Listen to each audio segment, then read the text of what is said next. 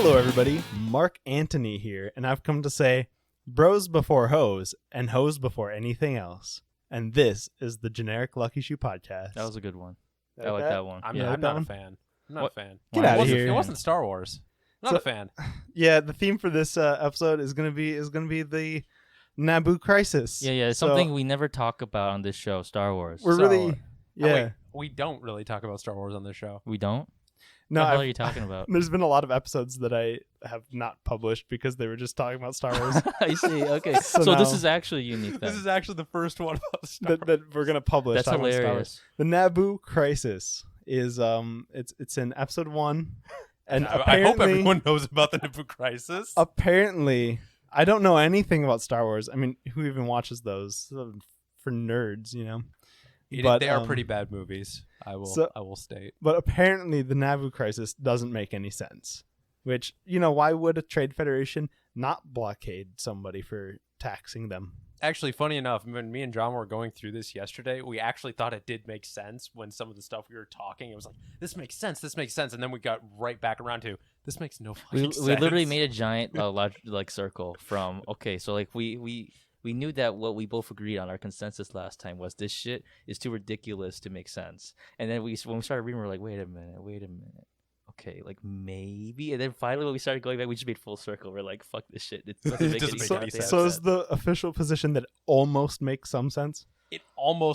If it was a little bit less, like, there's just too much stuff happening. If there was a little less stuff happening, then it would have made perfect sense. In a full picture of all the events surmising to the lead up to like the Battle of Naboo and stuff, it's just too ridiculous. The easy way to like Also- explain everything away though is that Darth Sidious just mind controlled them to be evil.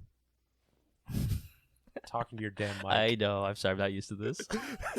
Yeah, we got a little bit of an equipment upgrade. So for anyone not watching, we have 3 mics now, and they're right next to our faces. So we're a little new to this. So you might hear a little bit of Especially fading him. out as we turn our heads and try and talk to each other. Especially him. Listen, I'm trying my best. Okay, God. Get closer to your damn mic. I can get closer to this thing. Yes. This thing is like in my face. Yes. Maybe a little high for you too. Yeah. Like I feel like my nose is about to hit it, and move it down, very subtly. I'm not doing anything. Is that better? I can't tell if that's better. Yeah, we'll say it's better. Anyway, Naboo Crisis. Where do we start? How do we start this broad and interesting topic? Well, we It's should- not completely stupid. So We spent what way too is much the time. Nabu Crisis? What happens? What is it?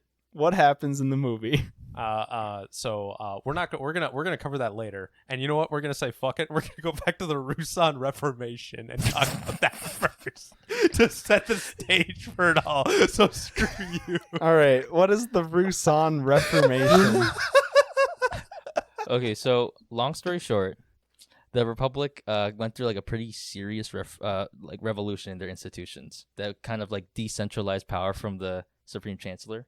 Okay. Yeah. And it made it so that the Jedi basically went from being the enforcers and the kind of like a really strong independent military wing of the Republic to being the little hipsters that they are in the prequels. Like they Yes.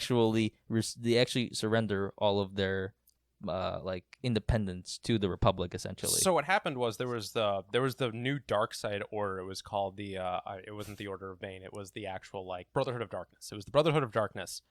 Edgy. Yeah. Very It's edgy. great. So what they were trying to do, the entire idea of the Brotherhood of Darkness was trying to get around the infighting that Sith usually do. Mhm. And they were trying to say, okay, everyone here is an equal. There's no like killing each other. There's no backstabbing. Everyone here is equal. Are we the baddies?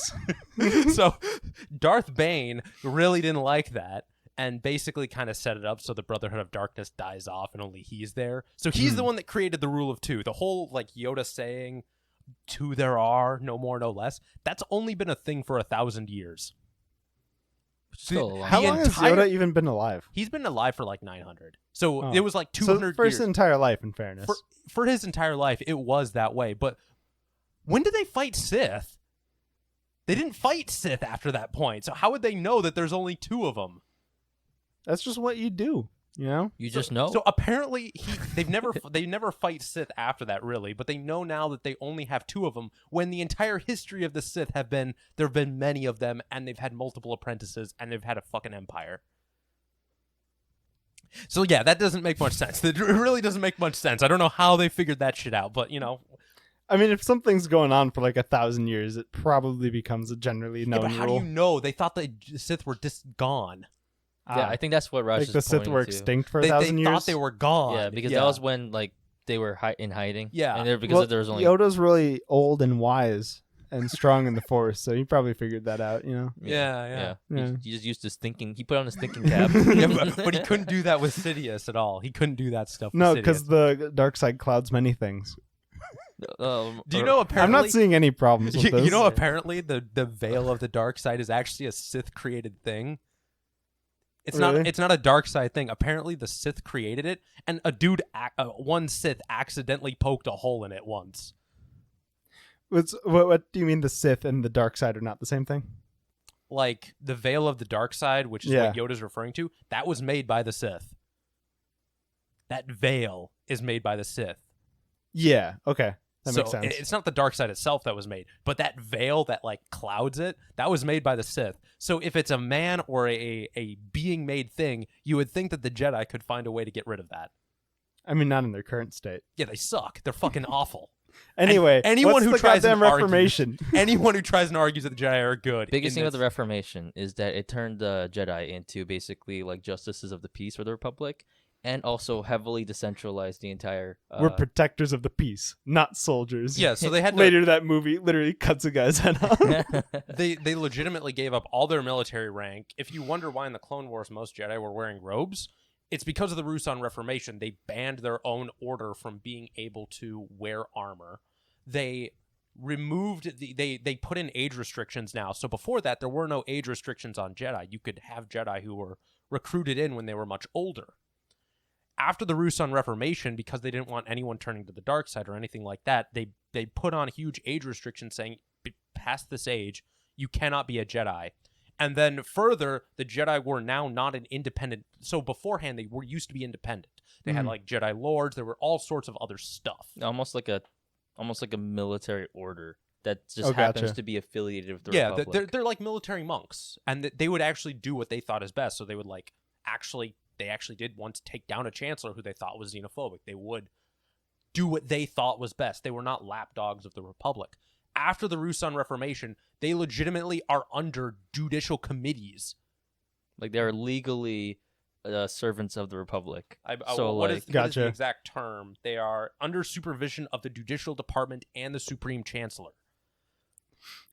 Fucking notes, literal dude. notes. Raj brought notes. Raj like shuffles some papers around and he's literally looking at his notes. I literally have notes my looking at God, this. I love it. I love it I so needed much. the exact terminology. So when the Clone Wars was happening and they were saying, "Oh, we're now under the Supreme Chancellor," no, you guys have been under the Supreme Chancellor for literally 1,000 years now. You are a part, and the Republic now gives them benefits. So now there's an entire branch that allows them to like go out and see all the Force-sensitive kids. That's all funded by the Republic. So the Republic is actually funding the Jedi to be able to do their job. And likewise, the Jedi are now actually like peacekeepers under the Republic. So they are government sanctioned. So like a branch of the Republic almost. Yeah, they're government sanctioned workers.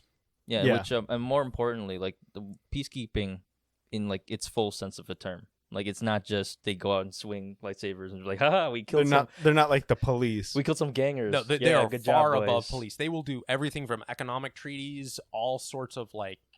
Which is why Qui Gon and Obi-Wan got sent into the. That is literally under their purview. The very short negotiations. That is under their purview to do. And then, like, of course, so they are actual Republic officials that are part of this, and then they were sent, of course, by the Chancellor himself. So they have a pretty strong, like, what would it be called?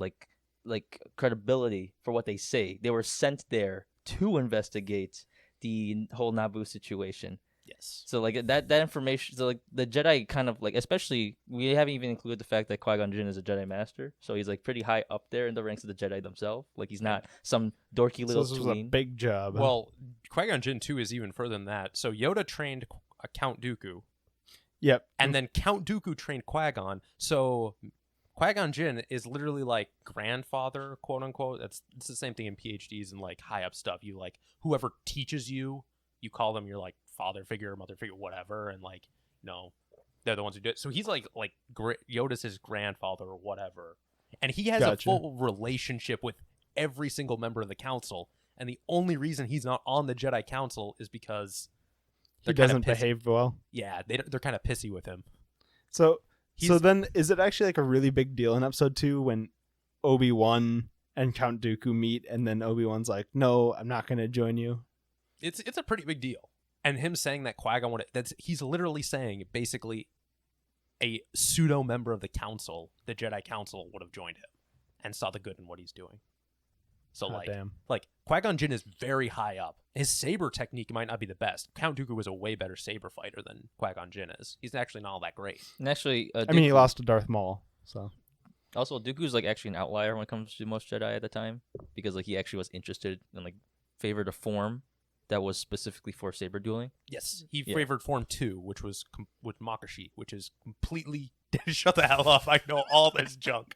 I know all this shit. Makashi. To be fair... You goddamn know the names Dude, of saber forms. To be fair, I actually know Makashi too just because of that mobile game, because it's an ability that Dooku Oh, has. gotcha. I know all the forms. I know all the names. But I don't know the forms, other though. forms like he does. I know all Man, Dooku is a cool character, man. He's a very cool character, and he's actually like, if you look into like his lore as a Jedi, he's like the badass. Like he could outfence Mace Windu. He could beat the shit out of that guy. Yeah. Like Could easily. he outfence Yoda though? He maybe could. Yeah, that's an old man with a cane. Maybe could. Hey, he's pretty spry for his age. I actually still kind of hate that he's spry. Yeah, it's pretty. That's a weird scene. Although I do appreciate that at the end of the scene, he picks back up his cane and is like, again, instantly like gets way older all of a sudden. So the whole point of the Rusan Reformation, the whole point we bring this up, there's the whole reason we're bringing this up, is because the Jedi are now workers of the Republic. They are government-sanctioned operatives doing what they are supposed to do. This is not some weird thing. It's not like it's a weird thing to send Jedi to do these types of operations or it's out of the blue. This is very much under their purview to take care of. And they rode in on a fucking government ship. The Corvette-class ship that they were using, and the red color on it signifies diplomatic immunity. They were diplomats from the Supreme Chancellor doing a job. The Confederacy was like basically just terrorism. They literally shot at government workers. Yeah. So outside of that portion, we should probably tie a little bit of the actual Nabu Crisis and get some little back behind that, because right, what Raj said is to the crux of one of the core issues of why we think it's ridiculous. But we should probably talk about the actual like reason why the Nabu Crisis actually happened. Initially. Okay, so set the stage for the Naboo Crisis. Okay, so Chancellor Valorum is the current Supreme Chancellor, right? All and right. now, one thing we didn't bring up, I mean, I kind of vaguely brought it up, but we focused on the Jedi with the Rusan Reformation. But another big thing is that the government's not that strong anymore. Like, it's not centralized that much anymore with the Rusan Reformation. They basically, like, created, like, an extremely delegated structure where, like, the planets can kind of just chill and do their own thing. And, of course, companies go wild, too, but that's beside the point. And the army. Yeah, and then like everyone's basically got their own personal armies and stuff. Is there a army of the Republic before the clones? There is not. Well, there kind of is, but mostly not. So what happened during the Rusan Reformation? They had the Grand Army of the Republic. They did have a full-on army. They got rid of all of that. So instead, they were sanctioned off into two different groups: the Judicial Forces and the Planetary Security Forces. The Planetary Security Forces were in charge of their own like system or sector. The Judicial Force was under the Supreme Chancellor and under the Judicial Force, so they're like the quote unquote military of the Republic now. Due to corruption, due to all sorts of stuff, the Judicial Force really waned in power. And then like even their academies are seen as third rate. Like the Academy on Coruscant is like laughed at as being third, not even second rate. It's like third rate to how shit it is. The Planetary Security Forces, on the other hand, are handled by the individual sector. So some senators will use it as like a way to like, sycophants or like giving loyalties like, oh, you were loyal to me and you are now an officer in this army. Gotcha. So, prop it up like that. But there are many different personalities and cultures and countries, but planets with their own culture. Some of them are very warlike. So some of those planetary security forces are actually like well-funded, all that stuff. They also put purview. So the judicial like branch also like puts stops on how much capital ships, how much people you can have in the security force. There are loopholes. The wealthier nations, the more industrialized nations found loopholes. So, and if you have a very warlike culture, they have a very good planetary security force. They have actually a standing army. Like they have a very good army going on that can actually fight and is supposed to be able to fight. And the point of the planetary security force was rapid response in terms of crisis. Mm-hmm. So exactly what happened at the Nabu Crisis. So it's weird that we don't see like many planetary defense forces after episode 1. Which is funny because Most of the Clone Wars was actually fought by the planetary security forces. Think of how many clones there were. There were like 200,000 at the beginning. They retconned that. There's probably somewhere in the range of like less than 10 million. at the end of the Clone War. By the end, at the like the first batch was 200,000, I think. He's talking about Geonosis. Yeah. Basically. Yeah, Geonosis. So- And then after that, there were like another 2 million on the way or something. By the end, there were about like probably like 6 million clones. The number is very vague because they like other people say 3 million. Like the writers said 3. And is that not very many for a galactic war? I'm taking it. Galactic Wide Civil War. to be fair, World War II had 16 million people in it. Gotcha. So it's, for a galactic scale war, legit, 3 million's not much. Huh? I haven't looked at the numbers yet for World War II in a long time, but I'm convinced that the Red Army is probably around that size. Like that can't be the fully mobilized forces of the entire world by 45. Like World War II was huge. There was probably more than 16 million. So for reference, 3 million. If we're saying there's 3 million clones that are fighting in the start of the Clone Wars, that is absolutely nothing. That's like the only thing that could be basically is the elite of the elite corps. It's That's basically like special one forces. battle. Yeah. Yeah. That's They- like like- a core. The number of people in one battle, Yeah, like- basically, in the galactic A war. core maybe with a Jedi, like a single group maybe with a Jedi. Yeah. So, like like- Anakin's 501st is already like a good chunk. Like that's a yeah. And there were Anyway. multiple Jeez. battalions. Yeah. There were many battalions. So and some of them were pressed into starfighter service because guess what? The Jedi were pressed into space combat and stuff. And guess what? Jedi hadn't been doing ever. They hadn't done any sort of combat, like military Yeah, combat. because remember they demilitarized completely. Especially like Yeah. I would imagine not many of them flew very much either. No. 'cause- How many Jedi are dogfighting out there? Yeah. like So they- Anakin really was a weird standout.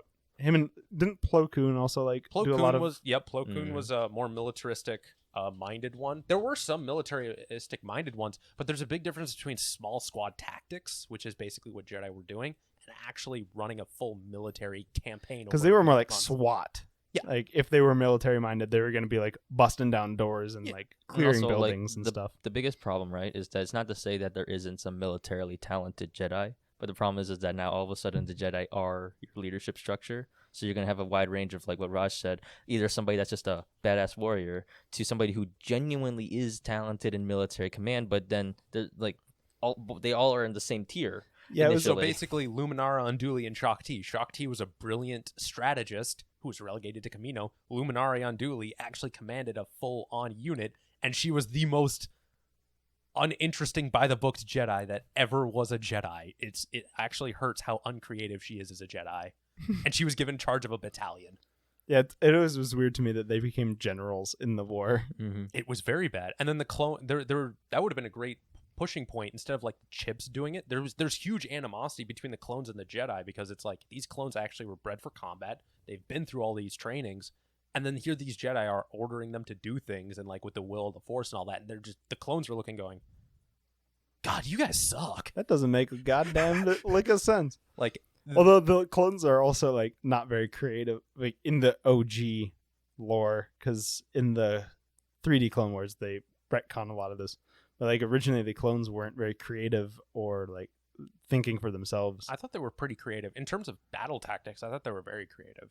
Oh, really? I Yeah. say about the standard grunt or like the commanders, right? Because like in the movie they mentioned that the clones are docile, like augmented to be docile and to like, commands and to Mhm. higher ups, but that doesn't mean they are docile, and that doesn't mean that like they're commanders who are specifically trained for gotcha. Yeah, that makes military. sense. Their commanders were not like think of a clone commander. He's not one that rose through the ranks. That came later.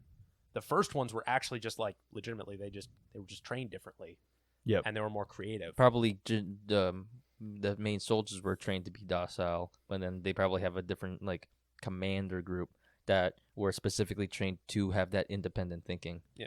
And so that would have been more interesting, like with instead of the command chip forcing the clones to kill the Jedi and they didn't want to, you have like what Ki-Adi-Mundi and the Wolfpack squad, or and that was Plo Koon, whatever, it was the Galactic Marines. It was Ki-Adi-Mundi and the Galactic Marines. The commander of the Galactic Marines was very hated Ki-Adi. Like they butted heads all the time over battle tactics, and the commander was like, your tactics get clones killed. And we just like, your tactics may save civilian and do these things and may not like hurt the infrastructure, but you're getting us killed. You're getting our troops killed. So we can't replace, and we just talked about how little clones there were. You're not replacing those people. Mhm. If a clone dies, he's fucking dead. There's no like a replaceable army is gonna go in. No, that's just a hole in your battalion now. And yeah, like, So that would have created a huge thing where I'm pretty sure even without the command chip, as soon as Chancellor Palpatine gave the order, the commander of the Galactic Marines would have been like, all right, finally we get to put this bastard down. We can Fuck finally this guy. do our own thing now. We can get this Well, and guy that's why killed. in the original lore, Aayla, the people that were with Aayla Secura felt bad about shooting her. Yeah. Because she was actually a good commander. Yeah, and then she actually helped them through it. And that would have been more interesting, like Mm-hmm. conflict with some of the clones and being like, some of them actually helped their Jedi commanders, not just, oh, we're forced to do it. Oh, good soldiers follow orders. Yeah. I hate the noob. But what is it? So yeah, like for the most part, the Planetary Defense Forces made up the initial compositions of the Separatists and the Republic forces. Not like just initially. They legitimately yeah, were. my bad. Yeah, they were the primary fighting forces behind both of them. Basically, it was a big civil war between planetary security forces and droids, and then the clones were kind of like this special army that could go in and like Gotcha. be super badasses. So back to setting the stage for the Nabu Crisis. So there's a ton of planetary security forces around. The Yep. judicial, like the actual overarching for this, that the Supreme Chancellor can call upon immediately without any galactic Senate support, is very tiny and very corrupt and kind of sucks dick. But Mhm. the actual planetary security forces that are around in various systems, there's quite a few of some really good ones and really talented ones that could actually fight and are probably looking for a fight because they are in a time of peace. We'll definitely tie this further down the line when we actually talk about what happened with the beautiful red ship and the donut boat. Yes. But Gotcha. like, back to what was actually happening politically was that like because of the government's so weak, like the corporations kind of just ran wild. Like the Republic by the time of Anakin is very, very corrupt and like basically a complete shit show. Yep. So that's what caused Raj and I to like double take on our conclusion, was when we kept reading about the sheer level of just depravity that the Republic got to. And they did that on their own. This wasn't like the Order of Bane doing it. The Order of Bane just took advantage of the fact that they were like, oh, these people are stupid. Yeah, they're just being opportunists. They didn't set any of this up. The Republic did this all on their own, and the Jedi were right there with them doing this. Like, for example, the Trade Federation, according to when we were reading about this yesterday on Wikipedia, controls all trade routes in the Republic. They have a flat monopoly on trade, apparently. Yes. What? So they just have all of the money, huh? They Pretty much, they be swimming. Yes. Oh my so God. so and then what happened was apparently, and like they have their own private army. Like imagine like the droids are their military. Like they're supposed to be there for protecting from pirates, but like it's a military. Yeah. Yeah. So they It's have basically a shit ton of PMCs that are robots. So what happens is that Chancellor Valorum actually, who was considered a weak politician, like a weak Supreme Chancellor, he did actually manage to muscle through tariffs on trade routes. He managed to muscle that through. That's a big ball move from someone that's considered. He was big on corruption. Like, he was actually trying to do things again. John knows more about this. Apparently, like when he was growing up and like initially was going into the his life in politics, he worked on like newly formed colonies that joined the Republic and was like really serious on cracking down on corruption and like actually was like doing a really damn good job on the planets he was governing prior to being a Supreme Chancellor. How the hell did he climb the ranks? Unfortunately, I stopped reading about it because we were talking about the judiciary forces or something like that, I think, afterwards. But yeah, anyway, long story short, the tariffs happened, and then out of protest, the separatists, sorry, my bad, not the separatists, the Trade Federation decides to, out of protest, blockade a mid-rim planet named Naboo. Which was a very new one. It's a very Naboo is actually a very new world in Star Wars. It's not like Alderaan, which has been around since like the founding of the Republic. It's a very, very new world. And I think it's also a recent member of the Republic by the time the crisis happens. Yes, it's a very recent member. So if you look at some of their imports and stuff, what they export, and this is where it gets really like dumb and like there's nothing on it, because we know what the fauna is on the planet, but when they say we found what the hell the fauna was on the planet. On the Wikipedia page, there's a giant drop-down list of all the fauna and fungi that live on Naboo. But then when it came to why they were important, literally one item said just cultural items. So we don't know what they freaking export. All we know is that in the sector, there are people who have made a certain type of tea and wine, and that it's a big tourism spot, and that they export cultural items. That's what we know about Naboo. Plasma. So they just sell plasma. And plasma. They sell merch. Yeah, they're a merch store. And they import A galactic merch store. They're like what people think of France. Like, oh, they just give out wine and that's basically what it is. I mean, France probably does get a ton of money in tourism, so and cultural influence, I guess, too. So that's what Naboo is, and then they import like all their technological stuff to make it. They import everything else, basically. Yeah, they basically import everything. So they just buy a lot. Mm-hmm. They buy a lot of technology, export culture. But then and they go for it. Make things locally and probably don't like actually use trade. They're probably not shipping a ton of stuff. People are like coming in. They use the trade. They use the Trade Federation totally. I think the previous queen actually was indicted for being corrupt to the Trade Federation. That's the reason. I forgot. That's the reason the Trade Federation targets Naboo, because the previous queen before Padme was actually like was paying off the Trade Federation and being corrupt, and then Padme came in and she showed that was being corrupt, and then put term limits. That was her big deal. She put term limits on the monarchy because like, I don't know, the usual reason you would put term limits on the monarchs. So there weren't term limits before. There were not term limits before Padme. She was the first one to impose term limits on the monarchy. Nice. So she did that, and she took over, and then the Trade Federation got really pissy at them doing that, and then in protest they decided, oh, okay, Naboo did this to us. And then they became a victim of a blockade as a way to, quote-unquote, protest that they're currently being tariffed by the one government that they're a part of, the Republic. Yes. So why would they pick Naboo as their, like... Because the whole corruption thing. Gotcha. And because Palpatine also pushed them toward Naboo because of he's a Sith and he's the Emperor, or the senator from Naboo. Oh, so then that would give him, like, an excuse for becoming the Supreme Yeah. Like, it's an alley-oop. Mm-hmm. Yeah, it's just a bunch of opportunistic things coming together and then them taking advantage of it. Gotcha. That makes sense.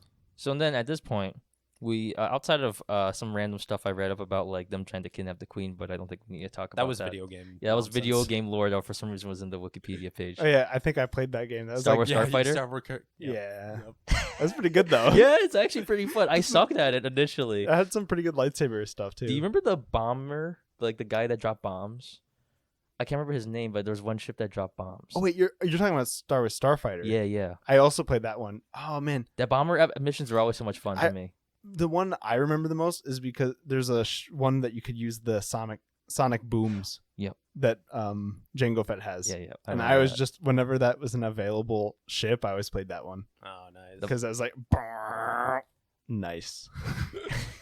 It's such a satisfying sound. Anyway, so it's pretty silly. So there is some Sith manipulation going on, but it's not like he planned it out. And I think we have to at least point out the fact that Palpatine and Plagueis do in fact exist and are trying to manipulate things. Yeah, like it's who's in charge of like coming up with the grand plan. I'm pretty sure it's Darth Tenebrous So Pelagius's master was I forget what the hell the species was, but he was an alien species, and he was the one that apparently came up with the grand plan of. Sorry, Darth Plagueis what? No. Darth Plagueis No. the what? No. Okay. You got it now. Come on, no, man. Screw you. You can do it. The wise. Darth Plagueis the wise. Okay, so Darth Plagueis's master was the one that was actually like came up with the plan to take over the Republic, and that's what he was. Darth Plagueis was a scientist. He's not he is doing stuff and he has a lot of influence politically, but at his core he's a scientist. So he is manipulating things, but he's not like politics. He still is doing it. He still is very rich and he's funding it, and he's like originally he was actually But it's like a means to his research ends. Well, not just research ends, but to the grand goal of taking I think over. like the biggest thing to know when it comes to the Sith is that by the time we get to Donut blowing up Red Ship, it's just simply it wouldn't be significant enough to affect what potential fallout could happen. Also, like, Gotcha. the Sith are not like the Sith of the Sith Empire. The Sith of the Sith Empire were fighters. First and foremost, they were like combatants, and that's what they did. The Sith of the Order of Bane were like Sidious was a politician first, a fighter second, and a Force user second. Darth Plagueis was a scientist first, and then he was a Force user, and then he was a fighter. Like, so when they're looking at it and saying, "Oh my God, these people are so great," they would take like Darth Malgus. No, they wouldn't. Darth Malgus is absolutely geared toward fighting, and he's been fighting for like 40 years in constant galactic fighting, versus Palpatine, who's been spent most of it in politics and Sitting behind a desk, yeah. So like walking around with a hood on. it shows more so how Literally weak. so many Skype calls with a hood on. Yeah. Do do do. Whoop whoop whoop. Boo-doo. Kill him immediately. Execute. Oh my God. The Skype ringtone. Hello. He's like, Execute order wait. 60. I'm sorry, I didn't pick that up. God dang it. Execute, and he just kicked out. Starts lagging. We've lost connection. Whoop-doo. All right. So yeah, it's the Sith are not like the Jedi and Sith of the Old Republic are way better than either of the orders are now. And we're not even talking about the extended universe where like most of the knowledge for the Sith was gone because one dude went insane and burned most of it before his apprentice could stop it. So that's a thing. Glorious. So like whenever I see like Palpatine or whatever, it's not like, oh, it shouldn't be like this great badass. He should have been like, he's okay, but Wow. yeah, but then of course the movies like 7, Yeah, 8, you gotta- 9 come out. Yeah, you got to make it like extreme. Yeah, now Especially he's if you have like J.J. Abrams, where all he knows how to do is make things bigger. yeah. So like he's not a big baddie that has ever been a baddie. Jazz hands. So at this point It's now, pretty stupid. we get to the setting in which Qui Gon Jinn is finally sent by Chancellor Valorum. Yep. Because now the invasion, well, not the invasion, but the blockade has happened. Yes. And now they're just sitting here like, what the fuck do we do? Well, we should probably ascertain what the hell's going on. So then they send a really renowned Jedi Master that's well known within the community, his apprentice, on a Republic ship that is designed for diplomatic missions, painted red to show, diplomatic immunity. yeah, with Republic officials on it, while the Jedi also, due to There the was at Rusan least- Reformation, being members of the Republic as well. There were at least there's at least one pilot and one like commander. But the compartment can hold up to 2 to 9 people. So the ship has a crew of 2 to 9, and it can hold 16 more passengers. So considering that it is an actual like diplomatic immunity negotiation type thing, you can imagine that they probably had a full compartment of navigators, of communications people, and they probably had other officials as backup. So they probably had like a full ship. They probably had a full ship of people. Like, yeah, So at most, 25 people could have been killed when that red ship blew up. yes. 23. Yeah, 23. Because 20. 2 were out. Oh, 2 were out. Yes, you're correct. My bad. 23. Math is And hard. the droids. Don't forget, droid lives matter. Do they? You know? You got to remember the clankers, Do we? So let's think about what just happened.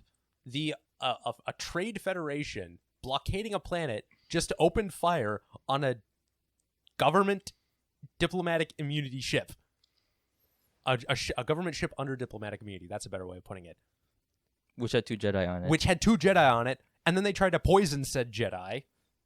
The Jedi then escaped onto the planet, escaped from the planet with the queen, the sovereign queen of that planet, came to the Republic and said, by the way, this shit is happening. And people were saying, wait, how do we know it's true? Doubt. Yeah, it's just like, no, they are government-sanctioned workers. This is their job to do it now in the Republic these days. A Jedi Master. So that didn't make any sense. That makes no sense. Yeah. So did the blockade itself make some sense though? Then The blockade? yeah, Like as a means of protest? yeah. Yeah, I that part I feel like, well, like the whole idea behind protesting is that you're trying to curry public support for yourself, right? Or you're trying to, if you're taking the terrorism route, Is to intimidate them into conceding. and if you're the Trade Federation, you have a pretty stacked hand. Yeah. So that's maybe the thing. intimidation might not be the worst course of action for them, Yes. since they literally control all money routes in the entire Yeah, this galaxy. is So like the whole thing with like the signing of the treaty, which like in our like country, like the United States, it sounds bad because if you sign something under duress, it's null and void. Mhm. Like if you sign a prenup and you're like crying your eyes out while signing it, that's null and void. You can't hold that.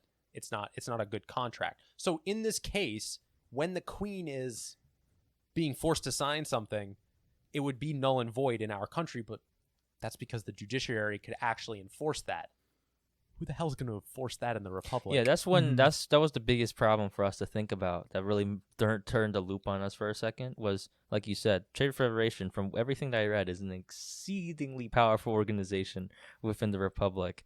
And yeah, the judiciary is basically a bunch. Like their best military is basically a bunch of jacked up cops, and then they have to Wielding sun swords. yeah, and then they which have could just be bought by the Federation Yeah. because they're corrupt. and then they would have to rely on basically like the goodwill of the other planets to be willing to use any other proper defense forces within the Republic to actually intervene militarily if need be.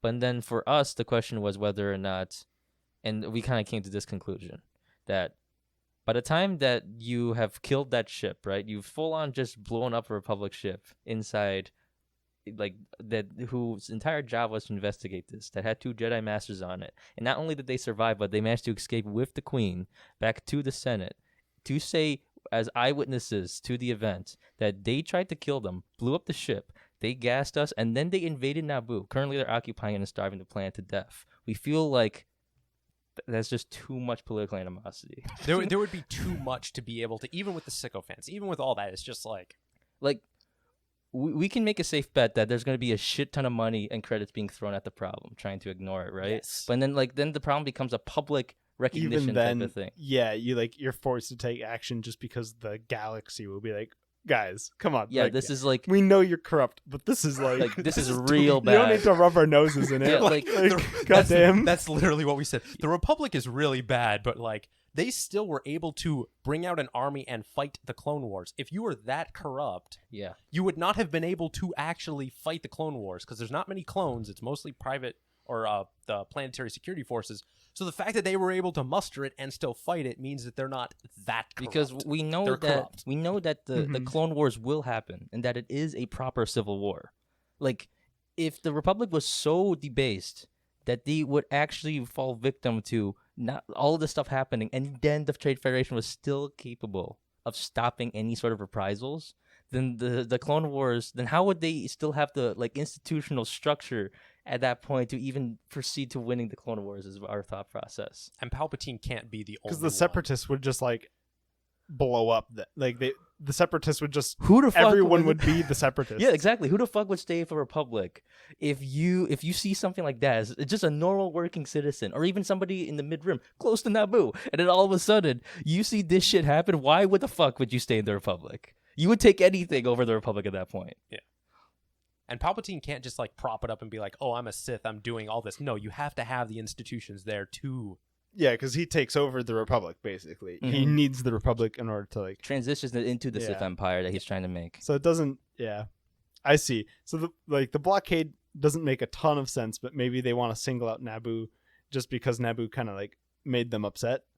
But It makes a little bit of sense, and they can force them to do it. In that regard, but it then does make sense. the Republic's reaction to the blockade makes is what. no sense. That's what doesn't make sense. Yeah, As because soon as I've always heard whenever people talk about the Nabu Crisis not making any sense, they always jump to the blockade doesn't make any sense and is stupid. Well, the one problem about the blockade is, at least for me, like I like your what you were saying earlier, asking about if it was just an intimidation attempt, because that shit makes sense to me a lot. What would make more sense and what would have avoided this entire galactic civil war is if they just had made toll booths. For like, oh, you're gonna tax me? Fine, I'll just add toll booths to every planet. So you need to pay me money in order to get down. But you see, and then you're taxing, and then we'll just tax people. Clearly, Duke Gunray is a very spiteful person. He is a for very what he spiteful did. person. I don't know how he does so well in business. Then, goddamn, because like that would be a very sensible, very frugal decision for somebody that controls all trade in the galaxy to do. Because what are they gonna do about it? Oh, you're not gonna pay our toll. I won't let you trade. Looks and like then you're your not entire trading. your entire sector will just like go down in flames in an economic depression because I literally control every trade route in the galaxy. I will literally cut you off. I can do that with a flick of a. They're so snap of my powerful. They fingers. literally have a significant seat in the Senate that is talking with planets, individual planets. No, not only do their individual planets have a seat, this corporation itself has a seat. What the fuck? Yeah, the corporation is literally part of the government. Yeah, and then like for some unholy reason, the Not where the U.S. is headed at all. no, Just no, to sir. put some real world in here. Star Wars wasn't a political statement by No, George Lucas no, in not any at way, all. shape, or Oh, form. of course not. at all. No. He's not like a literal hippie that was like an anti-establishment like director before he made Star Wars. No, not at all. Never would do that. So as soon as that happens, as soon as they blow up that ship, there's a lot of people in the Galactic Senate. There's a lot of people in the government. You're not telling me there's not one Warhawk going, guys, that's a declaration of war. Imagine what would happen if the U.S. did that. Like Goldman and Sachs or someone had their own private army doing this, and all of a sudden, the united government of the world, because that's what essentially the Galactic Senate is. There's only one government. Came down to investigate. They blew up the thing that they were traveling on. Start shooting at investigators. That's just a terrorist attack at this point. That's And then- literal terrorism. It would be a declaration of war. Yeah. And in that sort of crisis, in a crisis like that, the Supreme Chancellor is allowed to call upon the planetary security forces from the Galactic Senate. So if we take the idea that the Galactic Senate can't cover this up now, if it's just too much to cover it up because it's like, okay, government workers, and then the idea that they're not trustworthy is pretty stupid because they're literally government employees. They're fucking Jedi. The Jedi are government employees doing their job right now, like what they're mandated to do in this day and age. Qui Gon Jinn is not just a run-of-the-mill Jedi Knight. He is a Jedi Master. Yeah. Like, he's So- got credentials. There's a lot of credentials going. Yeah. There's a lot of shit saying something's going on. We can't just send an investigation. Our ship got blown up. That's declaration of war. And then they can call upon those really militaristic PSFs. Who are probably like just rearing to go. So in the Battle of Naboo, are the Naboo pilots part of the Planetary Defense Force, or are they separate? They be part of the Naboo Royal Royal Guard. Guard. Oh, see, that's the thing. That's the interesting thing, because I don't think Naboo actually has a PSF because they're a very new thing. They're a very new planet, and they don't have a lot of high-value neighbors with high military traditions. It's considered a sparsely populated sector. Yeah, from so what we read. there's nothing to really develop. They don't have like a one real Warhawk nation right next to them going, yeah, guys, we're here to do the protection stuff. And then for us, we realize that's kind of irrelevant outside of like immediate dangers because hyperspace. Yes, Like- and it's very quick. Like they Yeah. can go very quick. So you can get those, and the Chancellor has the power to call upon planetary security forces with the Senate approval, which if we say that the Senate can't cover this up because it's now become like a huge diplomatic incident of like they just shot and took over a planet of peacekeepers and they're peaceful. What the hell? They could do that to us. They could do that to like it's the same So thing they with like really, the Death Star. the Republic really should have just gone to war. They would have and gone just- to war. Well, they probably Yeah. would have like been like like send an ultimatum like what the fuck are you doing there? Get out, Get or out, we're gonna come and then- and kick your ass. And then at that point, Jedi, even Qui-Gon Jinn maybe, or like PSFs that are actually professionalized could easily could you imagine being a senator and that something like that happens? You could easily be like offering your PSF, be like, or even like your PSF could like your admiral in the PSF could be like, bro, send us in, because then like could you imagine like it'd be like, oh, like this PSF's reliable, they fought at the Battle of Naboo, something like that. And they fought the with only Jedi. counter argument that I can think of is that when the Nabu Crisis was happening, all of the members of the Senate were like more corrupt at that point and more cowardly, so they weren't willing to go to war because like years passed between the Nabu Crisis and the Clone Wars, and during that time, there was a different Supreme Chancellor. There's Palpatine was the Supreme Chancellor, so maybe he, in those 17 years, unified the Republic a little bit more. It was since more like 12. No, it was 17. It was 12. Anakin was 9 at the time. But he hadn't seen in episode 2. He says that he hasn't seen her for like 17 years. I thought that he was 22 when the Clone Wars ended. He was 22 years old. He was like 19 years old during episode 2. Oh, so it was a decade. But still, so like a decade passed. Maybe Palpatine like got the Republic like a little bit more stable. That kind of tied to our previous argument. Like where, that's the only thing I can think of where maybe they were too corrupt to have any meaningful action then, and then Palpatine, especially since he's a Sith and can like mind control people, maybe he like unified it enough. Too much. Yeah, this is what too much. This is where it latched over to what we were saying earlier, where like, if the government was such to a point where that could happen, then how like can Palpatine really within 10 years change? Like if it were so bad that could happen, could he actually be able to accomplish such a evolution of the Republic that within 10 years they could fight the Clone Wars? And it's a galactic thing. This is not like a country, which is already monumental a task in and of itself. This is a full-on multiple planets. And we also forgot to bring up actually one more big thing that happens prior to them going back to Coruscant. They were attacked by a dark Jedi or a potential some kind of rogue Jedi on Tatooine before escaping Tatooine. That's where Darth Maul attacks Qui Gon Jinn. Yes. So not only do you have all this happening, they're literally attacked as they're fleeing by someone who at very least is a dark Jedi, and who Qui Gon Jinn, a Jedi Master, is saying, "Hey, confirmed. This guy is well trained. He's probably a Sith Lord." So this is when we have to get involved. This is when we have to bring in a new member to this whole argument. The Jedi Order itself. So the Jedi Order should be like, oh shit. Well, we got boys like Mace Windu in there, right? We got sort of Mace Bulk, Windu's Mace Windu. Mace Windu just is ready to swing his lightsaber at goddamn anything. So. You got a lot of shit. And I mean, of course he's a keeper of the peace, not a soldier, but you got a lot of militant keepers of the peace in the Jedi Order. You really do. And like, just think of Count Dooku. He's visiting his home at the time, but like, if it comes out and he gets the message, hey, by the way, your former apprentice just got attacked by a Sith.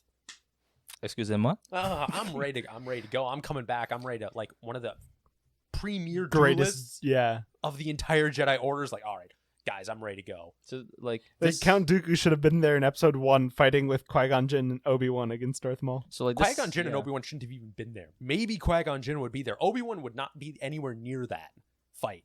If they thought that there was any sort of dark side, just think of this. Now, a Padawan would never be exposed to the dark side. No, you would not have them there. It'd just be needless danger. Yeah. It could be a non-factor. It could be like an unknown factor that's actually too dangerous for the actual people on your side to bring a Padawan. Gotcha. Yeah. So, he's just a liability at that point. So now the Jedi It's Order time for professionals. incentivized to get involved because it's like, okay, at very least, a dark Jedi is involved. Yeah, Who's carrying a lightsaber. The only people who carry lightsabers at this time are Jedi. And then so now they're at very least going to make us look really bad because they're saying it's one of us. one more huge thing is that this ties to the Rusan Reformation is that like they're supposed to like the whole like scaling and like archiving of force sensitive people. Yeah, it's like a huge thing, huge responsibility that the Jedi have. And they Republic. missed one then. And then so that means this guy is an unsanctioned force user. Yes. So and red lightsaber. And then this is the most important part that I think needs to be emphasized. Did not go up to talk to Qui-Gon Jinn. Did not like stalk them. Drove on a speeder, jumped off with the Force, and immediately started attacking him. With Sith tattoos on his face. So like, kind of sus. There is sus things, and then there's that. And then even better, he was beating. I don't Qui-Gon. know, guys. It seems a little. No, what the only explanation for this is that the Jedi Council has the exact same temperament that John does when he plays Among Us. Yes. Watches someone kill I'm not- directly in front of him. I don't know. Maybe Guys, he's not the imposter. That's a little sus. I couldn't tell if it was orange or green.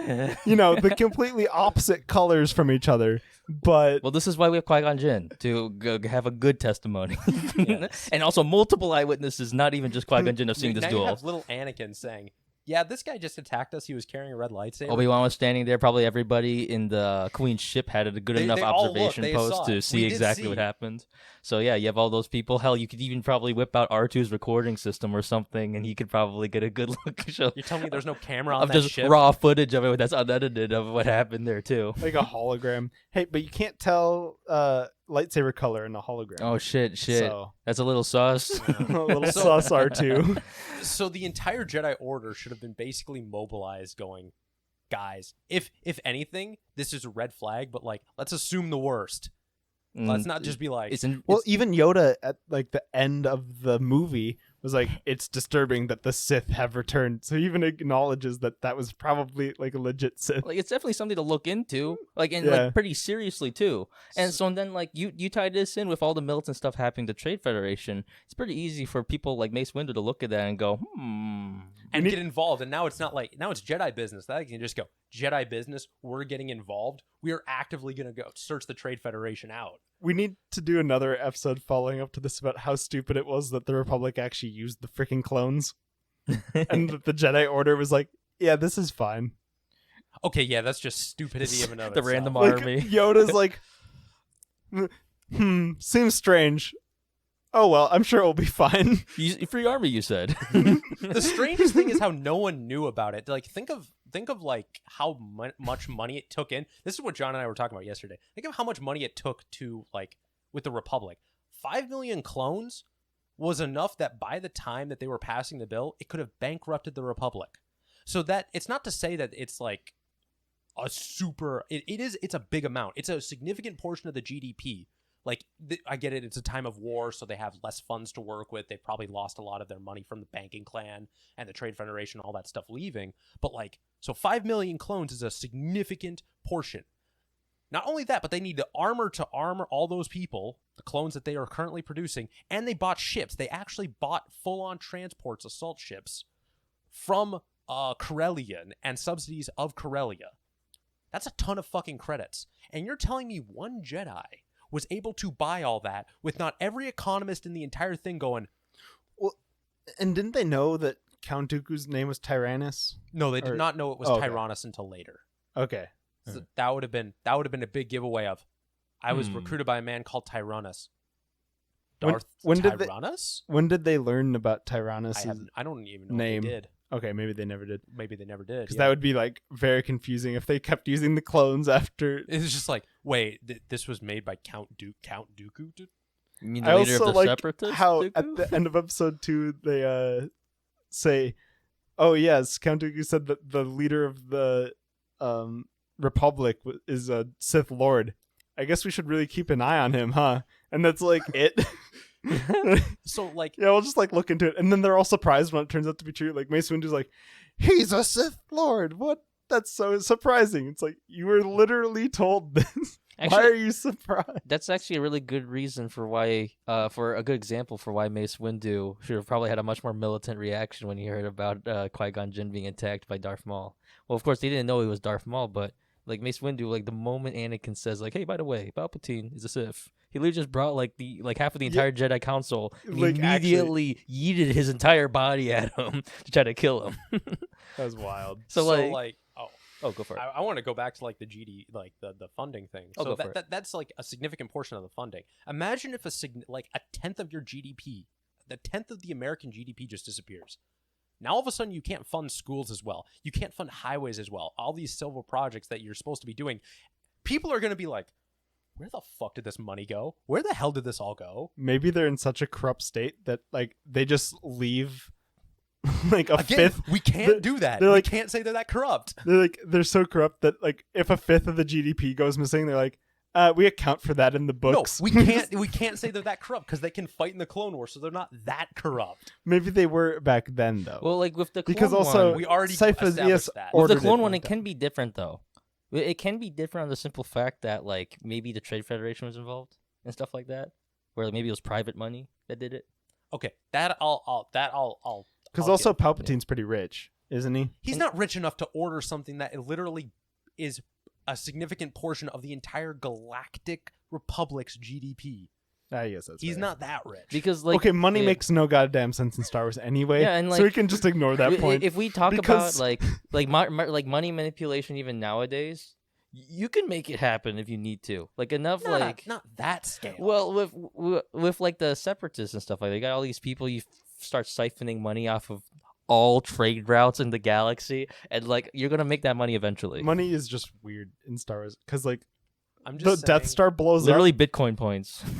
Someone should have noticed something that where some money was Guys. disappearing. Gone. What the fuck? Palpatine invested in game stonks. That's what happened. Dude, how did the fuck did they make the malevolence? Okay, like they just is they badass. print Bitcoin points. Okay, that's the only explanation. Yeah, like in Star Wars Legends, there's a shit ton of superstar destroyers, and executors are insane. Like they're insanely powerful. They're not as they're on like scale with the Death Star, aren't they? Well, not at that No, level, they're not but that they scale. are. They will fight a fleet by itself, basically. Yes. Yeah. Like they That's are. wild. They're They are a animals. Yeah. The Death Star is so dumb because It's like so fucking it literally stupid. blew up, and then like 2 movies later, there's another one that's fully operational already. And it's like, how much time passed? You built an entire goddamn Death Star in like These boys 5 just. years. These boys just Legitimately printing. 5 years. They just printed money, boy. But anyway, like yeah, with the Jedi involved, and with a potential Sith in the mix too, they could be easily trying to fuck around with the Senate, or like just like maybe like pressuring for an intervention, pressuring for further Yeah. investigation. Because now this is not just a civilian corporate issue. This isn't just like a political crisis. Now it's potentially a Sith crisis combined with this shit And in remember- the same area as. And the, remember what the Sith are to the Galactic Republic.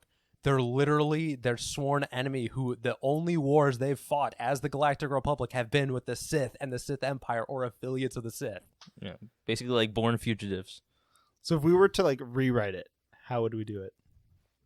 They wouldn't have attacked. The crisis would not have happened. The crisis would not have happened. But Because if it that would did have exposed happen- way too much. If it did happen, though, it's a really good chance that there's going to be so much public and internal institutional support for an intervention that, like PSFs, most likely, and the Jedi themselves, a good portion of the of like ones that could investigate, ones that could fight in case he shows up again, would probably go if the Trade Federation still didn't back down back to Naboo. And unless the Trade Federation actually decides to actively shoot at at proper members of the planetary security forces of the Republic and the Jedi, once they got a full sanction from the Supreme Chancellor, they're gonna start a war. So what if the rewrite was that it turned out that Darth Maul was like really badass, and He they just is like really scaled badass. they just scale up the Darkseid's abilities so that Darth Maul can dead ass like take on like 8 Jedi at a time and just slaughter Well, them. then why And then why the- are they even? Why aren't they just charging the temple? And If the they're end that of the movie, powerful. like Well, he said 8, you could take not like all 8. of them. Okay, no, There's but- like but- hundreds of Jedi. No. Think right? of what? No. There are. You're saying 8 as in like the Grand Masters, like Mace Windu, Sarasi Tin, Sora Bulk. Like these are No, the like, best they- duelists. So like they send in like a bunch of knights and They're stuff. not gonna do that. you know? They're gonna send in their fucking best. They're gonna send guess, in Mace yeah. Windu. Okay, what if he kills Mace Windu like alone, and then like Even then, you're gonna be starting to send people again. Count Dooku, Yoda. He could flee into the Sora Outer Rim, I Bulk. guess. that's true. That's true. He could flee. Like He could- maybe that's the thing. yeah. He would flee. Mhm. But if he could, if Darth Maul as Because the it apprentice, wouldn't actually change that much of the story because the Separatists do have like a huge loss at the end of the movie, so they could have just made them lose even harder too. That's another rewrite. Yeah. Is that the Republic could have just came in and just beaten the shit out of them? Really Just quick. trust busted to trust the Yeah. Trade Federation. that Yeah. would have been. Like Duke Gunray is 100% going to jail. Yeah. That's It'll, another like- thing. He doesn't go to jail. He gets taken back to Yeah, his he gets own a planet. slap on the wrist, basically. He gets a slap on the wrist for causing the death of thousands of Nabooians. Yeah. That's a literal war crime. Yeah, it's pretty bad. Just slaughtering civilians Yeah. and starving them to death. Yeah, and very publicly doing it too. And it's like, slap on the wrist. Yeah, exactly. So like he most likely like if not that, like he's gonna be an accomplice to potential Sith activity. Yeah, and the Jedi are gonna take him in and go. And the Jedi "Okay, are what like, the "Nah, fuck?" this." Okay, the Jedi are always just like, this is probably fine. I mean, we should probably keep an eye on it, but it's probably fine. Like that part is really The hard. reaction to everything, it's stupid. It's really hard to take in when you have people like Mace Windu in a senior position in the Jedi Council. Yeah. The one argument I can say for it is like is the nature of the dark side and the light side, and this is actually an interesting thing that was brought up, funnily enough, from a fanfic. But I think this idea is absolutely amazing. I love the fact that this guy brought it up. Hey, before you keep going, Raj, are you just as surprised as me, Marcus, that this idea came from a fan fiction? Because I am shocked. I can't believe it. I can't Raj fucking reads believe it. Like Raj read a fanfic. And this is gonna be like his most compelling argument Star too. Wars fan. This is gonna be his most compelling point too. I can feel it. Oh, he got excited when it came up. Yeah. He got a light bulb It's moment. actually a really good point. Like, I knew it. God damn it. The dark side's go for often it. compared to like adrenaline and stuff, right? You showed me this, yeah. Yeah. What? Sedatives are a thing, right? Getting high off of painkillers and sedatives? Yeah. That's the fucking light side. All they do is they feel things are less important. They're more calm. They more give things up. So basically, what you got in the dark side and the light side is one side is jacked up on adrenaline, the other side is jacked up on painkillers and don't want to do anything. So from that perspective, the Jedi not doing anything is kind of in line with it because the They're light mellow. side is mellowing Yeah, them they're out, mellowed and, out. doing that. That's true. Although Mace Windu does have like a lot of dark side tendencies, so Yes, he probably and would be hyped up to go and kill him. Sora Ball, Quaylen Voss. Yes, we have a lot. I'm just stating an argument. I'm not saying a good one. It's a shit argument. At Like least it's something. They're being swung at. Like it's not like there might be a Sith. It's I was attacked by a Sith. It's like literally I was waylaid by an enemy. Yeah, like Sith. this guy yeeted at me on Tatooine. We were on a remote ass planet. All of a sudden, a goddamn force user came out of nowhere and started swinging at me. I feel like the Jedi were just like, I don't want to deal with this. Like, we have a good life. I don't want to fuck with it. The only argument I can give is This is really most of killing the my Jedi were like vibe, that. dude. This They is were- killing my vibe. The light side just tranquilized them to such a degree that they were just all the militant ones were like, let's do it, and the rest were just Well, like, nah, man. Like they can't just stop Mace Windu from going, can they? I would hope not. Like he can go. Like he could probably. He's a member of the Jedi Council. No. He is master of the Order. Yeah, so he can fucking go. He is legitimately the highest tier besides Master Yoda, who is Grand Master. Yeah, symbolic, like Yeah, spiritual he's the leader. symbolic one. Mace Windu is actually the leader. He is the master Yeah, so he's of the the head of Order. the fucking order. Doesn't matter whether. So he is actually like in rank above Yoda a bit. I think they'll like in just like it's more of like a Yeah, because like Yoda would basically be represented as like the spiritual leader of the. Gotcha. Of the So they're Jedi Order. co-heads almost. yeah. Yeah. But it's Like, like they're you have working a together. you have like a political head, and then you have the spiritual leader. Gotcha. So Yoda, I think, and Yoda's held the position as Master of the Order and Grand Master on and off and like all that stuff. But like Mace Windu can fucking is He's sovereign. he is literally above the rest of the council. Yeah. So he could, if he really wanted to, which he probably wouldn't, he'd probably just bring people that he'd want to bring. But he could dictate that they go. Yeah. Yeah, you could just be like, we're rolling, boys. Yeah. Let's go. And Plo Koon is pretty militaristic minded. Yeah, Eth Koth? Eth Yeah. Koth is a fucking Zabrak. Although maybe they just really don't like Qui-Gon, and they're like, I hope he gets whacked. that is They possible. just- That they is hate him enough possible. that they just want him to go and die. But that's then the question becomes: do they spite Qui-Gon Jinn so fucking much Yoda that they're gonna let him go by himself back, or are they going to be like Sith? Come on, guys! It's like goddamn Sith, and then go. And I feel like Yoda kind of likes Qui-Gon in his own way. So He does. He's the student of his student. yeah, yeah, He like, really likes him. everyone else hates Qui-Gon, but Yoda's like, Like, Well, they're you're not that bad." frustrated with him. They're frustrated. So with him. at the very least, let's say Mace Windu says fuck no. Let's say everybody says no, but Yoda gets in his little brownie points. Somebody else is going with Qui-Gon Jinn. Yeah, somebody will. And Sora Bulk, who helped Mace Windu make Vapad, Mace Windu's style, and the reason he could beat Palpatine canonically, blah, blah, blah, whatever. He's ready to go. He wants to fight. Yeah, He's ready to throw down And- at like. Considering that they may take time to, I don't know, like the debate, and then maybe even get the planetary forces to actually respond. that was part of it, wasn't it? Where they needed to go like right away, and that's so. There's also a time constraint. Like, Yeah, but they would have taken some more Jedi with them. At the very least, they would have taken some protective forces if they were going. Yeah, or some I boys. wish the council like just didn't go because they, didn't think it was that big of a deal. Yeah, They yeah. just wanted to like scout it out, Mhm. and so then like Qui Gon and Obi-Wan took like some like lesser Jedi, Maybe like and because that would have been it also would have like hyped up the Sith more because the Sith are kind of like in the prequels, like especially in the movies they get beaten really quick. Dooku's the only one that like really wins a fight. He's the only Sith that wins a goddamn fight. And in he's the fighting a movies. guy of Sarisu in a Padawan, and that's like his most like epic ass So, 2v thing. It would have been it'd been really in cool. episode 2? Yeah. Obi-Wan was using Sarisu in episode 2. What was he using, He Raj? was using Form 4 Ataru. Fuck off. He only switched it during Anyway. the Clone Wars. In general, actually, I feel like there should have been more Jedi extras Yeah. in the prequels. Like in the Jedi red Colosseum, shirts. Jedi like, red shirts. the Colosseum scene, like there were a ton of Jedi and they were getting killed off, so that made the droids look kind of scary. But they should have done that in episode 1 with Darth Maul because his character design looks scary. So it would have been dope if they had gotten like 10 Jedi to roll up, and they're like Jedi Knights or something, so they're not like amazing.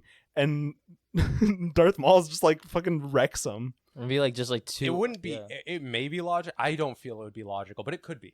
To be Well, fair. if they rewrote time the Sith to constraints be- is the most key that, portion. yeah, that Like, it's okay. to say that like maybe the Jedi are being little softies and they say we just need to investigate further. Like Or- we're like really dig into this further. Mace Windu, let's say like And then Mace it's, like, Windu, too much time, instead of maybe. being there physically in the council chambers, he was a hologram and like across the galaxy doing some like mission, because that would be easy rewrite too.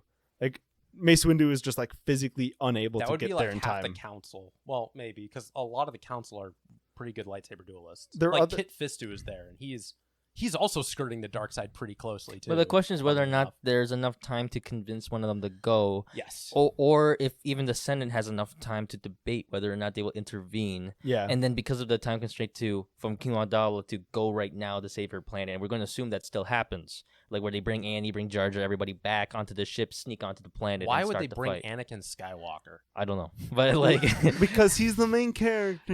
Was he actually the his- main character? his No, name is not in Anakin. episode 1. No. Raj, his name's Anakin. Come on, we already know. He's, but He needs to be there because Why? This things is a- need to develop. maybe if he was older, it'd be nicer if he's like a teenager, like a young Why adult. the hell was he? Why did Qui-Gon bring a 9-year-old kid going back to fucking Naboo instead of keeping him at the Jedi Temple?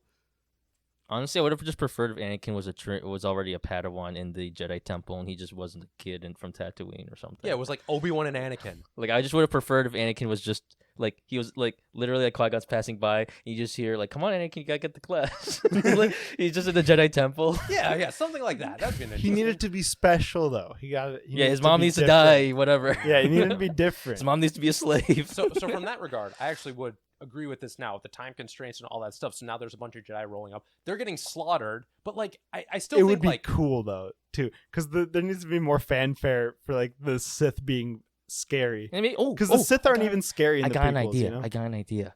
They like hire mercenaries on Coruscant, like the Queen Oh. does. Like maybe like Oh, because that'd like been smuggle cool. themselves back. They like sneak themselves back in. Yeah, and then they have like Yeah. more of an army. Get like And a then little gang of Anakin- boys. Anakin doesn't need to blow up the entire thing by himself because Yeah, that's yeah. also dumb. And that's like a very Star Warsy bullshit type of thing that they it like should have doing. been what it should have been was a few knights and a couple masters. So the knights try and engage, and they're all super overconfident. And then like the knights get Like beaten.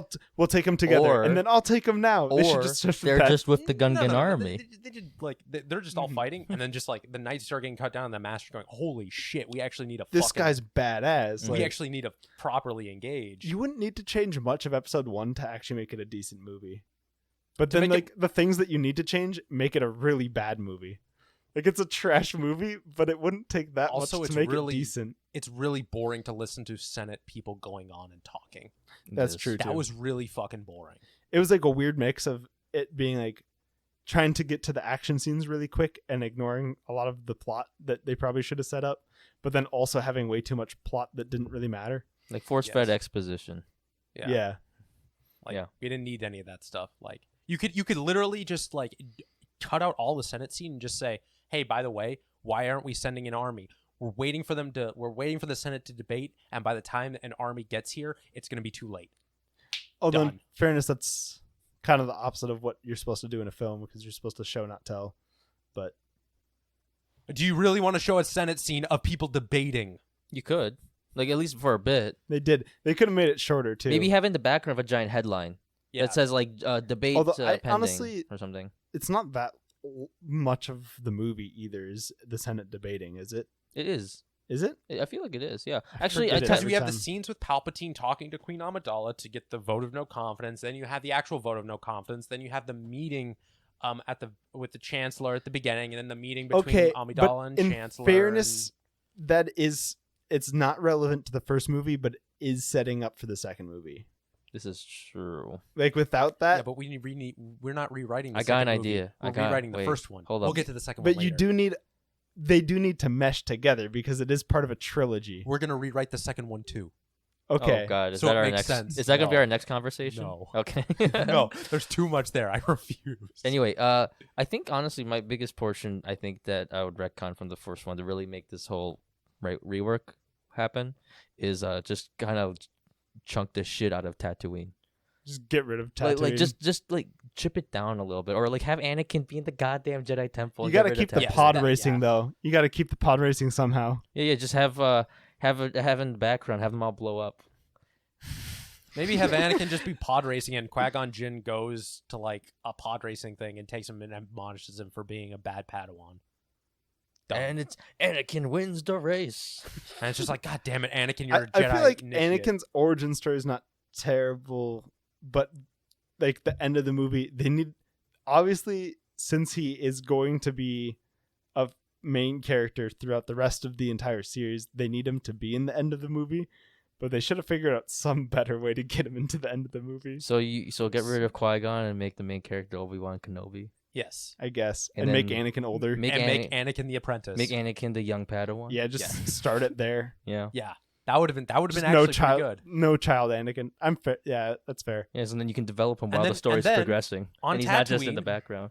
On Tatooine, you can have Anakin be the pod racer, but it's like, hey, we need a pod Make race. money. We need a pod race to get money so we can get this generator. Anakin goes, I'm a pilot. Let's do this. I'm ready to go. we're gonna take this pod Yes. racer real quick, sponsored by this guy, and we're gonna fly it. And we're gonna do it. It's actually better because Yeah, you're establishing his character prior to Tatooine, then because then he's on the ship, so you already know him, and all of a sudden it's like, and he can actually be a character that exists. yeah, you can character development too. Yeah, It's like, oh yeah, he likes piloting. He did this. Like, that's pretty cool. Yeah, absolutely. yeah. There shouldn't have been Kid Anakin. There should not have been Kid Anakin. That he should have already been like a Padawan. Like maybe a young one, like maybe he's like 12 or 13, but like, Or you need, if you're gonna have Kid Anakin, you need like a lower stakes story That's true. as well. Yeah, like basically. it could, Anakin's origin story should have been like a separate movie entirely. I actually like this. It should have been a prequel. I'm on board. I was kind of on the fence about it. I'm on board with this idea. Really. Yeah, I'm on board with this. Fuck Qui-Gon Jinn, get him out. Have Obi-Wan and Padawan Anakin. Yeah, I'm on board like with this. it just makes more for a fulfilling movie because then Anakin is not, because in Phantom Menace it's just annoying because he's not there. And it feels weird to have a child in most of the situations that they're in. Yes. Yeah, like he's Like just after untrained. Tatooine, yeah. after Tatooine, it makes no goddamn. Why is he like in these meetings? Yeah, he's just like Wesley Crusher in the background, just Yeah. randomly just chilling in a corner. Like, why the fuck is this kid here? Yeah, An untrained kid. At least if it was like a Jedi initiate, it's like, I thought- okay, I kind of understand. It's still Like- stupid, but like, We emancipated this kid just to get him killed in the middle of Naboo. like and what if did he you was, do? Stay in the cockpit. Why am I in a cockpit of a starfighter? like if he's a, if he was like the kid at the end of Episode 3 that takes out like 4 clones while the Alderaan Bail Organa. Bail Organa is like That was- running away. That was a cool scene. That was Jocasta News. Like, the fuck's wrong with relative you? Of Jocasta News. What the fuck and is he wrong was, with you? I think he was like, All right, we're gonna call it a day. he was like 11 Oh or 12. my god! I already knew that was coming, and my brain just couldn't handle it. How do you know the name of the random apprentice, What the hell is wrong with you, dude? You're I am not okay, a nerd. Raj. Okay, who's the prime minister? Who's the You first say prime you minister don't like of Star- India? I have no idea. God damn it! You say you're not a huge Star Wars I hate fan. the movies. I hate them so much. But you even know the background characters. You know every background character in the movie. I only like episode 5. That's the only movie that's somewhat even close to redeemable for me. The rest of them, I dislike them all. I have a quick question about the fifth movie, just out of curiosity for you guys. Do you guys hate the romance too in the fifth movie? It's kind of forced. It's corny. It feels really like romanticized. Han and Leia? Yeah, it's kind of forced and corny. But Feels really aggressive. In general, I don't like Han and Leia. It's got that like really strong like Hollywood romance punch to it. It's old school. Yeah, it's a very old school romance. I can't judge it because it was popular at the time. Most Hollywood romances from that time are it's just the dude being a brute. And it's being roguish. It's literally taming the shrew. Every romance from that time period was just taming the shrew. Yes. Yeah, and like Leia's like, gonna civilize him. Like the whole courting, like the really like nuanced type of romance that we have nowadays, I feel like wasn't really a thing at that time. Or like it still kind of was holding that like 40s, 50s type of romance energy to it. There's just times were changing essentially.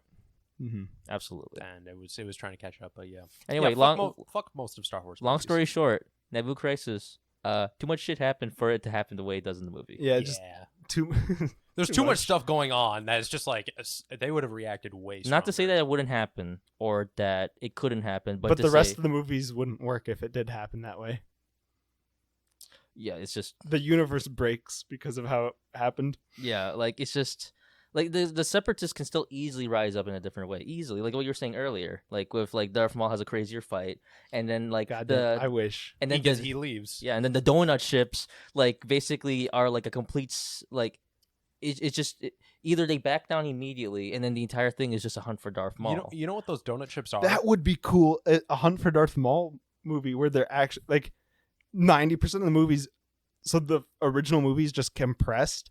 And then there's like a whole nother act, which is then like tracking down Darth Maul. Could be cool too. Because like maybe they land on the Naboo, and then all of a sudden like maybe they corner him, or maybe some of the Neimoidians get salty and still fight anyway, or something. Then you could get rid of Tatooine, and you could get rid of a lot of like the Senate stuff, compress down the original movie. That would be dope. The fight too would have been interesting because you now have the PSFs fighting the donut ships. The donut ships at that time were not militaristic ships. They were cargo ships and stuff that they refitted with military gear, which is not nearly as good as an actual military vessel. To be fair, at that point, neither side is militarized. Yeah. Like, well, actually, the PSFs do have, like... They haven't fought a war in a while. They haven't fought, so they don't have the tactics, they're rusty, but they have the actual technology and the ships that are based for combat. I understand So it could be an actual combat where you can see the donut ships are like, they're kind of glass cannons where they just... They're showy and they look intimidating, but when you actually fight them, they start falling apart, and they can't fight back properly against like actual most Star Wars ships. space battles. Like most Star Wars space battles, it'll be a very pretty sideshow while the actual shit's happening. Yeah. And I agree with all that. And we can have Anakin and Obi-Wan being the ones tracking down Darth Maul. Yeah, and then with a couple Jedi Knights, maybe Jedi Knights that were already with them when and the Nabu Crisis started, maybe. Yeah. So and that you can have more Detective Obi-Wan, because the best part of Episode 2 was Detective Obi-Wan. It was that was actually the best part about how George Lucas made it. All the romance shit with Anakin, if you just push next, you would skip right to the part where Obi-Wan stuff was starting. And it was just like, it was beautiful. Interesting shit. And Obi-Wan, Detective Obi-Wan was actually a good movie. That was the most engaging part of Episode 2. I watched it recently. That's why I liked Episode 2, actually. Because every time my dad would just push skip whenever Anakin and Padme came up, and I never noticed because I was young. And the Anakin and Padme scenes are very short, in fairness. They're actually like 3 minutes at a time. They're like clipped I didn't watch them. They're like comic book frames, essentially, how long they are. They like once in a while, like this thing will happen and they're rolling in the field, and then like Anakin will bring up how he likes fascism, and then like the next one, he's like touching your back, blah blah blah, sand, and then it's over, and then next one's like I'm a senator, and then it's over. I really wish, also, if I could redo Star Wars, it should just be animated, because George Lucas wanted all this crazy stuff to like happen, and film just couldn't do it at that time. The force speed that they do, they literally just remove frames. Yeah, they remove frames, so it made them look, and it just looks odd when the droidekas show up and they're shooting, and then it looks like a mistake. It just looks bad, and it's like Star Wars should be animated, man. It should be an anime. And then it always should have been, because the force powers can be crazy. Yeah, which they're supposed to be. The 2D Star Wars is cool because you see Mace Windu literally taking on this like colossal structure that creates like basically just shockwaves through the sand that just like destroys everything. One of the And most he's like just flying up to it, and it's That- dope. That earthquake machine might be one And of the he's- most impractical vehicles I've ever seen. But then he still. also can literally just like take all of the bolts and screws out of a droid, and it falls apart, and then launch all the droid parts into other droids. It's like, that's so cool. All the force abilities in the anime are so much cooler. And just in Legends, like Darkseid, like Exar Kun apparently made something go supernova, like a sun go supernova, just because he could. or like, Yeah, and Or you like just Darth like Nihilus absorbing a full planet. or and even just eating more, it. even more basic stuff. Force Unleashed. The main characters yeeting Star Destroyers into each other. Yeah. yeah, and like you can with modern filmmaking, you can do that kind of stuff with special effects, but they just weren't there yet. And it's still not as good. It's not as good as the animated. No, animated. A lot of things should be animated, in my opinion. Like anything that goes like really crazy and has a lot of special effects, it's like maybe you should just do 2D animation and make it like really good 2D animation. I get literally nothing out of those live action movies of ridiculously animated fights. No, they look fake. I because feel like they're fake. it's just like what the fuck is this? But if it's animated, I expect it to be like over the top. Yeah, like when I watched the One Punch Man fight in the last in the season, Mhm. the last season, like in the first season, the last fight, the one where he's fighting Boros or something, and they're pinging around like absolute madmen. It looks amazing. I'm like engaged in the entire fight. If they were to show that in live action, I would turn that shit off. Because live action, you have this expectation that it's going to be somewhat realistic, Yeah, which is absolutely. why making live action Lion King. Never mind. So, Don't even get me started. So with Star Don't Wars, even get me started. so this is where I think we should end it. Okay. What is Star Wars? Episodes 1, 2, and 3. What are they? They are propaganda. What kind of propaganda are they, John? Oh, episode 1, 2, and 3. Yes. It's the retelling of the Republic through the eyes of a disgruntled Imperial veteran after the Empire fell. The Clone Wars, the 2D Clone Wars is actually what happened during the Clone Wars. The clones were super serious. When they got shot at, they weren't reacting. They didn't have these emotional things. Mace Windu or was a whatever. Giga Chad. Yeah, they're all Giga Chads doing it. That's just actually what happened. That's what was going on. And the battles were insane and immense. Clone Wars 3D, the bullshit Clone Wars, which I don't like, Republic propaganda. it was nothing more than Republic propaganda. It feels like what I feel when I watch the Clone Wars 3D one is like kind of it's like a revisionist attempt at what the Republic was. Yeah, and like they're trying to give clones this like, oh, they have feelings. See, These they're are the not just good guys. Yeah, they're not just almost killing like machines. a kindergarten retelling It's like, no. of the fall of the old Republic. Everybody in the prequels was a sack of shit.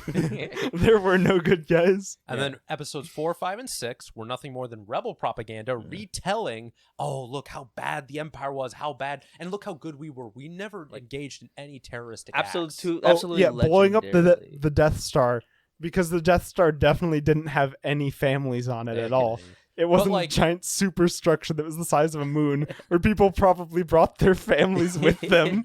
Like, just like just murdered tons of civilians. we didn't blow up hospitals. We didn't engage in any of those Mhm. dark We weren't acts. fighting a giant guerrilla war against a totalitarian state. Yes. Oh my If God. with every way possible. No way. And then Rogue episode- One was such a disappointment, because like Rogue One, they like started off by trying to be edgy, where the guy kills a CI or whatever, his informant, Mhm. and it's like, ooh, that was kind of edgy. Maybe this will get somewhere. And it's like, nah. They just say all rebellions are built on hope. We're the good guys again. Which Time Magazine actually quoted. Oh, I goodness.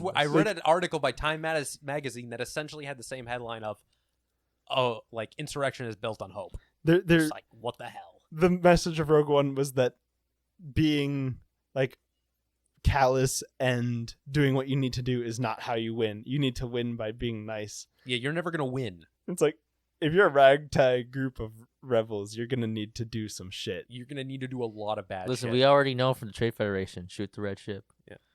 Exactly. And then episodes 7, 8, and 9 are just some random dude's fanfic that they found, and they're reading it like, It's a Okay. dead ass fanfic. and then it's just like, wait a minute, Ben, who is Han and Leia's kid, turned on Luke because Luke was gonna kill him because of like, do this you- reason, and then he joined Snoke, You know what I who's just really realized? Palpatine? I just realized something.